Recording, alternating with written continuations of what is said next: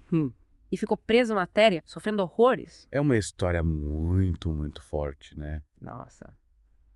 É de partir o coração, né? Sim. Ver o desespero dele, a sensação de aprisionamento. Ao corpo em decomposição. Uma história que nos leva a refletir, né? Sim. Sobre o que leva uma pessoa a um ato tão extremo, né? Que tipo de sofrimento leva alguém a acreditar que a morte é a única saída? O livro, através do Raul, né? Mostra as consequências do suicídio no plano espiritual. Mas, ao mesmo tempo, né, ele nos enche de esperança. Sim. Mostrando a ação compassiva dos benfeitores espirituais, né? Que se desdobram ali para ampará-lo, para promover o reencontro com a esposa Aíster. Um reencontro emocionante. Emocionante. Que ele descreve ali. É nesse ponto que a gente percebe a grandiosidade do amor e do perdão, né? Certeza. Mesmo diante de um ato tão extremo, a misericórdia divina se manifesta. oferecendo uma nova chance, um recomeço. E por falar em recomeço, o livro também aborda a reencarnação, né? Sim. Uma riqueza de detalhes impressionante. Me vem à mente a história do Segismundo. Verdade. Um espírito que buscava se redimir de erros do passado. A história do Segismundo é um mergulho profundo na complexidade da reencarnação. Mostra como é um processo, né, complexo, né? E o livro não romantiza esse processo. Não. Pelo contrário, né? Ele coloca ali os desafios, né? Que o Segismundo enfrenta ao retornar ao plano físico. Sim. E a gente vê a importância do planejamento espiritual, né? Da escolha minuciosa dos pais, do ambiente familiar, tudo para que ele pudesse ter a oportunidade de reparar seus erros. Sim. E evoluir. E essa preparação meticulosa, né? Me leva a pensar no caso do Volpini. Nossa. Outro espírito que almejava a reencarnação. Só que, nesse caso, né, as escolhas da mãe, os vícios, os apegos, acabaram interferindo no processo, resultando num desfecho triste, doloroso. É uma história que nos deixa um alerta, né? Yes. Mostra a responsabilidade que a gestante tem durante a gravidez. Não só com a saúde física, né? Mas também com a espiritual. É verdade. Né? As atitudes, os pensamentos, as emoções da mãe influenciam diretamente o espírito que está se ligando ao corpo físico. É uma conexão poderosa, né? Que, infelizmente, no caso do Volpini, teve consequências trágicas. Que responsabilidade, hein? E Missionários da Luz não para por aí. Mergulha de cabeça no tema da obsessão, revelando como a gente, né, através de pensamentos e ações negativas, pode atrair espíritos inferiores. É um negócio complexo, né? Que nos faz repensar cada atitude, cada escolha, né? Que a gente faz. A obsessão é um tema que costuma gerar medo. É, bastante medo. Mas Missionários da Luz, ele trata o assunto de forma esclarecedora. Sim, com certeza. Mostrando como esses espíritos obsessores agem, quais as brechas que eles encontram em nós e como a gente pode se proteger. Isso. O livro nos dá ferramentas, né, para entender essa dinâmica e principalmente para se fortalecer diante dessa influência. Mas me diz, o que mais te impactou nesse mergulho inicial em Missionários da Luz? Teve alguma passagem, algum ensinamento que te tocou mais fundo? Olha, o que me deixou bastante reflexivo foi essa ênfase na interconexão entre os planos físico e espiritual. A gente muitas vezes vive como se fossem realidades separadas, né? Sim. Mas Missionários da Luz nos coloca frente a frente com essa ligação poderosa. Sim. Mostrando como tudo que a gente faz, pensa, sente aqui, repercute lá e vice-versa. É um chamado para assumirmos as rédeas da nossa evolução. É verdade. É um convite para a gente se observar, se conhecer melhor e assumir a responsabilidade pelas nossas escolhas. Com certeza. É um chamado para assumirmos as rédeas da nossa evolução. Sem dúvida. O livro é um convite para a gente se observar, se conhecer melhor e assumir a responsabilidade pelas nossas escolhas. Me chamou a atenção a história da Otávia médium que, mesmo enfrentando problemas pessoais, se dedica de corpo e alma ao trabalho mediúnico. A Otávia é um exemplo inspirador, né? Ela nos mostra que a mediunidade, apesar de ser uma faculdade extraordinária, não isenta ninguém das dificuldades da vida. E mesmo diante dos desafios, ela se mantém firme no propósito de servir como instrumento de comunicação com o plano espiritual.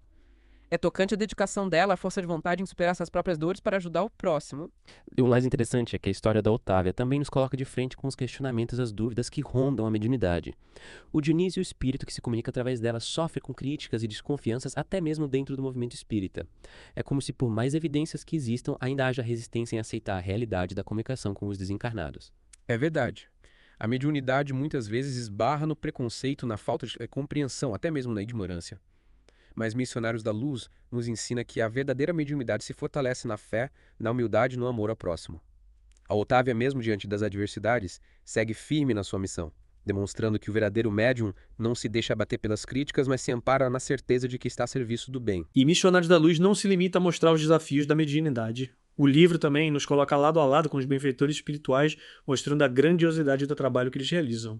É de tirar o fôlego a descrição dos processos de cura e desobsessão da organização complexa do mundo espiritual. É fascinante, né? A gente se depara com um universo estruturado com equipes especializadas em diferentes áreas, atuando em perfeita harmonia para auxiliar a humanidade. Vemos como os espíritos de luz se desdobram para amparar os sofredores, sejam eles encarnados ou desencarnados.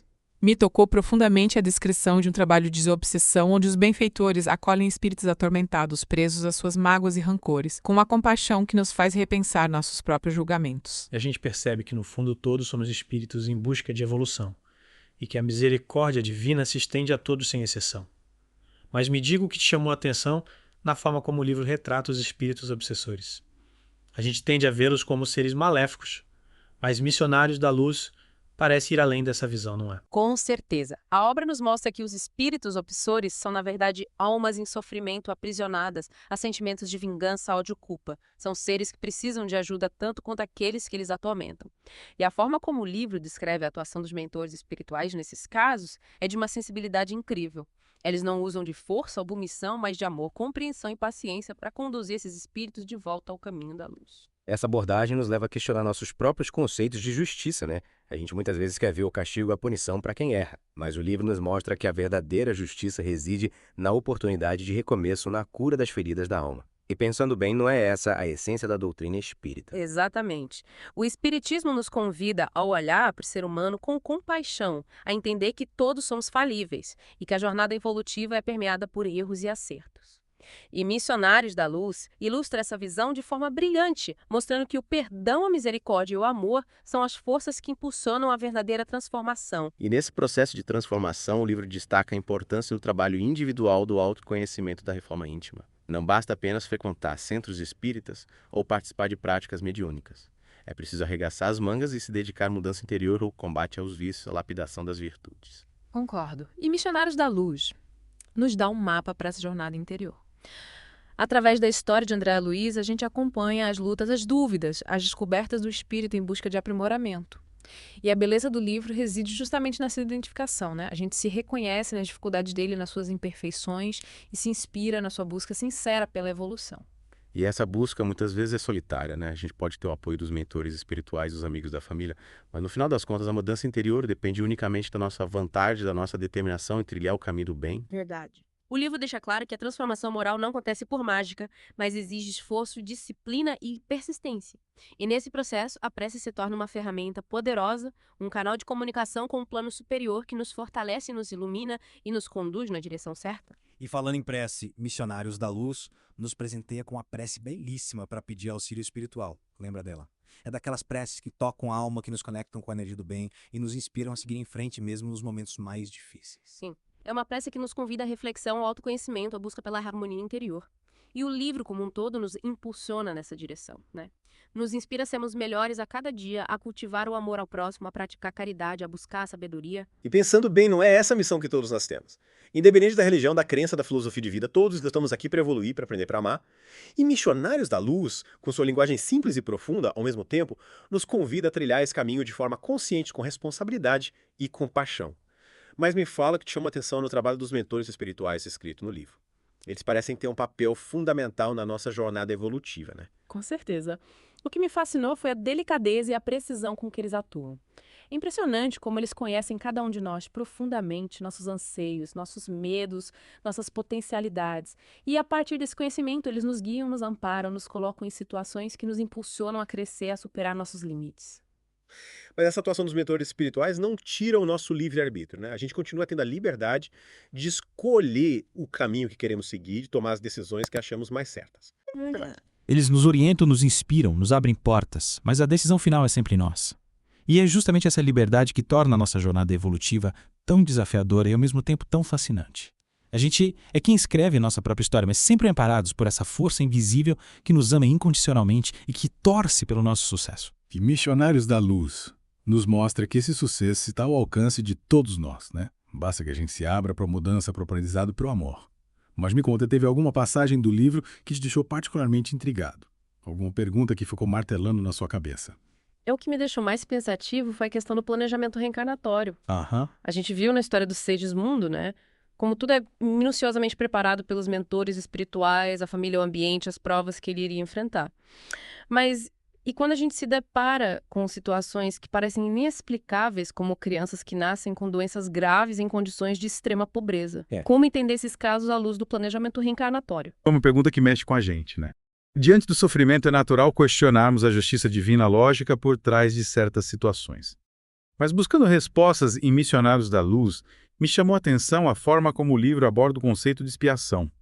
Lembra da história do Cláudio, um médico que reencarna com uma grave deficiência física? Sim, a história do Cláudio, tocante, né? Nos convida a uma profunda reflexão. A princípio pode parecer uma punição cruel, né? Mas o livro vai nos mostrando que a deficiência do Cláudio era, na verdade, uma oportunidade de resgate, de aprendizado de superação de uma dívida kármica do passado. É como se, através da limitação física, ele pudesse se libertar de um peso da alma. A mais bonita é que, mesmo diante da dificuldade, o Cláudio encontra força e determinação para seguir em frente, né? Para se dedicar à medicina e ajudar o próximo. É como se a deficiência, em vez de limitá-lo, o impulsionasse a buscar um sentido maior para a vida. Exatamente. A história do Cláudio nos ensina que, por mais desafiadoras que sejam as provas que enfrentamos, elas sempre carregam consigo a oportunidade, né, de crescimento, de aprendizado e de evolução. Muitas vezes é através da superação das dificuldades que a gente descobre nossa verdadeira força, nossa capacidade de amar e de perdoar. E Missionários da Luz mostra que nessa jornada de superação a gente não está sozinho. Os mentores espirituais estão sempre ao nosso lado, nos amparando, nos inspirando, nos guiando na direção certa. E além do amparo espiritual, o livro também destaca a importância da solidariedade, da fraternidade entre seres humanos. Verdade. A gente viu em diversos momentos do livro como a ajuda mútua, o amor ao próximo, a compaixão, são forças poderosas que nos impulsionam na direção do bem. Me tocou profundamente a história do grupo de benfeitores espirituais que se dedica a auxiliar os moradores de um bairro pobre, levando alimento, cura, consolo. É uma demonstração prática do amor em ação, né? E essa ação não se limita ao plano espiritual. O livro nos convida a sermos instrumentos do bem aqui na Terra, a estender a mão ao próximo, a praticar caridade no dia a dia. Afinal, como diria Chico Xavier, a gente não precisa esperar a morte para começar a fazer o bem. Sem dúvida.